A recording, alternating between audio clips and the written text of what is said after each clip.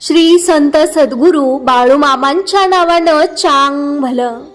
तर मामा भक्त हो, तुमचं आपल्या चॅनेलवर स्वागत आहे. आणि तुम्ही आपल्या चॅनेलवर नवीन असाल तर आत्ताच आपलं चॅनेल सबस्क्राईब करा. ज्यावेळी जाशील तू असा काळोखात, त्यावेळी तुझी सावलीही सोडेल तुझी पाट. तू घाबरू नकोस, त्यावेळी मामाच पकडतील तुझा हात. तुमचा मामांवर विश्वास असल्यास आत्ताच आपला व्हिडिओ लाईक करा आणि कमेंटमध्ये देव महान आहे असे टाईप करा, भाग्यवंत ठराल. मामा म्हणतात, तुला तुझ्या सेवेचं मोलच कळलं नाहीये, म्हणून सारखं काही ना काहीतरी तू मागत बसला आहेस. अरे, कधीतरी तुझं मागणं थांबतंय काय याच्यावरती जरा लक्ष घाल. अगदी फारच अशी काही जण आहेत ज्यांना कदाचित काय मागायचे तेच सुचत नाही. कारण तेव्हा तू माझ्या समोर असतो तेव्हा तू पूर्ण असतोस, तू समाधानी असतोस आणि म्हणूनच तुला ते ध्यानात येत नाही.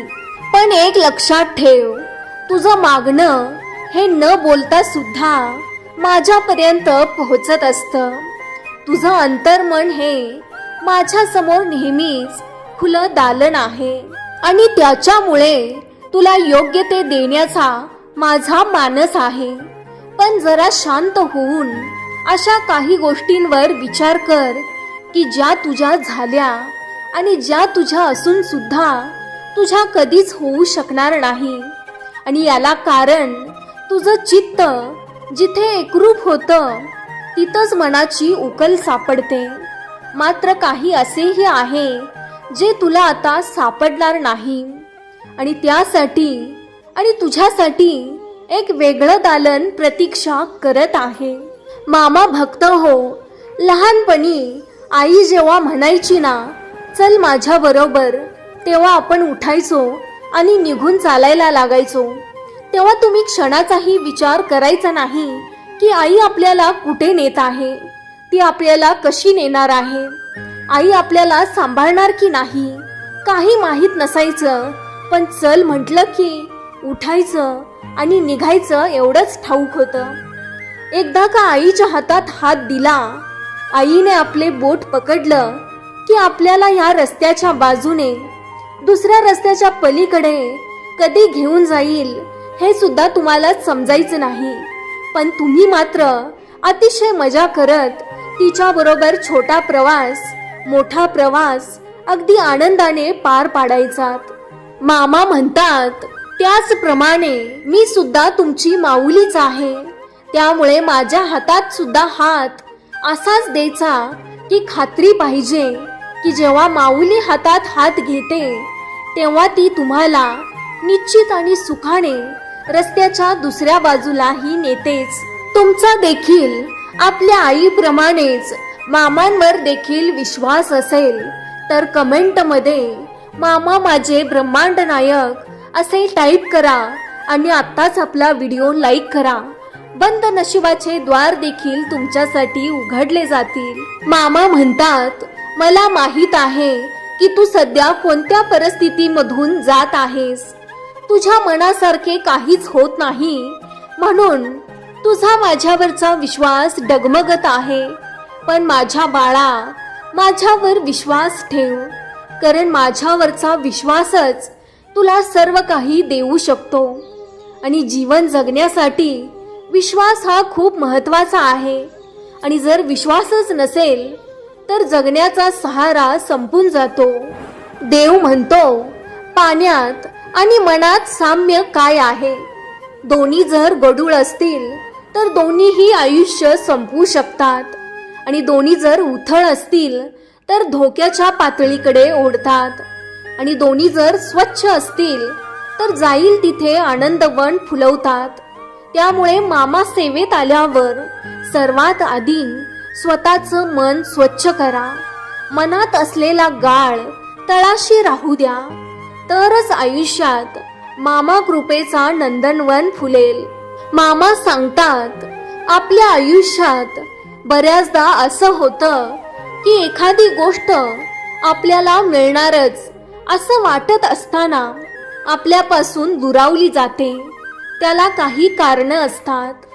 कधी ते आपण कधी काळी केलेल्या चुकीच्या कर्मामुळे होतं, तर कधी आपल्यासाठी ती गोष्ट योग्य नसते, तर कधी आपल्यापेक्षाही जास्त दुसऱ्या कोणाला तरी त्या गोष्टीची गरज असते. परंतु जे आहे ते स्वीकारायला शिका, कारण त्यात आपलेच कुठेतरी भलं लपलेलं असतं. आपल्याला आपल्या आयुष्यात निंदा करणारे, वाईट बोलणारे लोक भेटणेही तेवढेच गरजेचं असतं, कारण त्यांच्यामुळेच आपल्याला कळतं की आपण जगायचं कसं आणि वागायचं कसं. सगळेच चांगले भेटत गेले तर आपण त्यातच अडकून राहू. काही वाईट अनुभव देणारे लोक भेटले तर त्या अनुभवातून आपल्या आयुष्याला चांगली दिशा मिळत जाते. तू फक्त तुझे योग्य ते कर्म कर. शब्दातून कुणाचे मन दुखवू नकोस. शब्द जपून वापर. जीवनात एक गोष्ट कटाक्षाने पाळ. कधीच कुणाचा तळतळाट घेऊ नकोस. तू माझा चांगला सेवक बनून राहा. तुझी काळजी करायला मी येथे आहे. तू तुझ्या भविष्याची काळजी करू नकोस. तू फक्त तुझे उत्तम कर्म कर आणि तू घाबरू नकोस. मी सदैव तुझ्या सोबत आहे. आणि जेव्हा जेव्हा संकटात असशील तेव्हा डोळे बंद कर आणि माझी आठवण कर. आणि रोज तुम्ही देवाकडे प्रार्थना करा की हे ब्रह्मांड नायका, आजपर्यंत तू मला सावरले आहेस. प्रत्येक दुःखामध्ये, प्रत्येक संकटामध्ये तू मला तारले आहेस आणि इथून पुढेही तू असाच माझ्या सोबत राहा. आणि कधी मी चुकलो आणि कधी काही मी रागात जरी बोललो तरी तुझं मी बाळ समजून मला माफ करत जा. आणि माझ्या मनात कोणाबद्दल तिरस्काराची भावना, वाईट विचार आणू देऊ नकोस. आणि माझ्यामुळे कधी कोणाला त्रास होणार नाही. माझ्यामुळे कधी कोणी दुखावणार नाही आणि माझ्यामुळे कधी कोणी रडणार नाही, याची देवा तू फक्त काळजी घे. देवा, मला तुमच्यावर पूर्णपणे विश्वास आहे. कितीही दुःखे आली, कितीही संकटे आली तरी देखील तुम्ही माझी साथ कधी सोडणार नाही. आणि तुम्ही जे काही करत आहात ते माझ्या चांगल्यासाठीच आहे. आणि जे काही कराल तेही माझ्या चांगल्यासाठीच असेल, हा माझा तुमच्यावरचा विश्वास आहे. आणि मी माझा विश्वास कधीच डगमगू देणार नाही आणि माझ्या भक्तीमध्ये काहीच कधी कमी पडू देणार नाही. आणि असेच तुमचे प्रेम आणि आशीर्वाद माझ्यावर आणि माझ्या कुटुंबावर राहो, हीच तुमच्या चरणी प्रार्थना. तुमच्या आशीर्वादाने आणि तुमच्या कृपेने माझ्या सर्व चांगल्या इच्छा आणि मनोकामना पूर्ण हो, हीच तुमच्या चरणी प्रार्थना. आणि तुमच्या आशीर्वादासाठी आणि तुमच्या प्रेमासाठी कोटी कोटी धन्यवाद. तर बोला मग बाळूमामांच्या नावानं चांग भलं. तर मामा भक्त हो, मामांचा हा भक्तिमय संदेश शेवटपर्यंत ऐकल्याबद्दल धन्यवाद.